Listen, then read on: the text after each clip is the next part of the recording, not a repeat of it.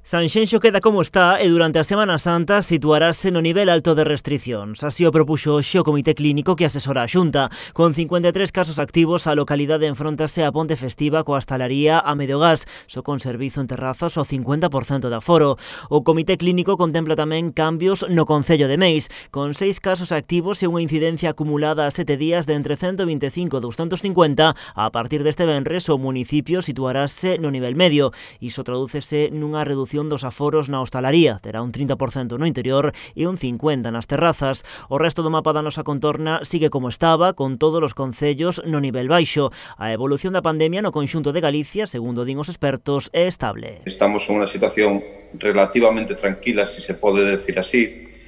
O que penso que todo o Comité Clínico que queremos agradecer é a poboación que cumpre ben as normas, que fai ben as cousas, porque axúdanos sobremaneira a intentar manter esta situación o maior tempo posible ata que a vacinación poda avanzar de maneira progresiva. Precisamente Sanidade avanza que non vai deter a campaña de vacinación durante os días festivos. O conselleiro indica que Galicia debe seguir inmunizando sen pausas. Durante esta Semana Santa, xa sexan os festivos ou xa sexa a fin de semana, seguirá o proceso de vacinación.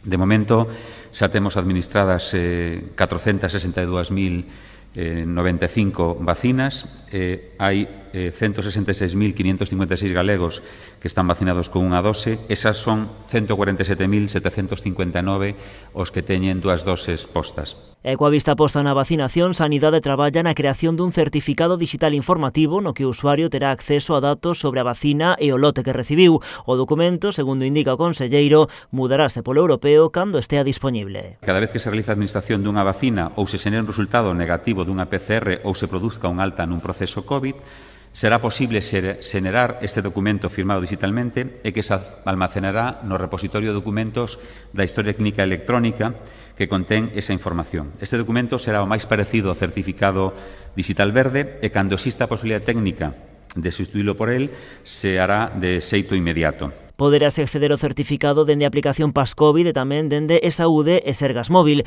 A intención de Sanidade é poñelo en marcha xa na primeira semana de abril.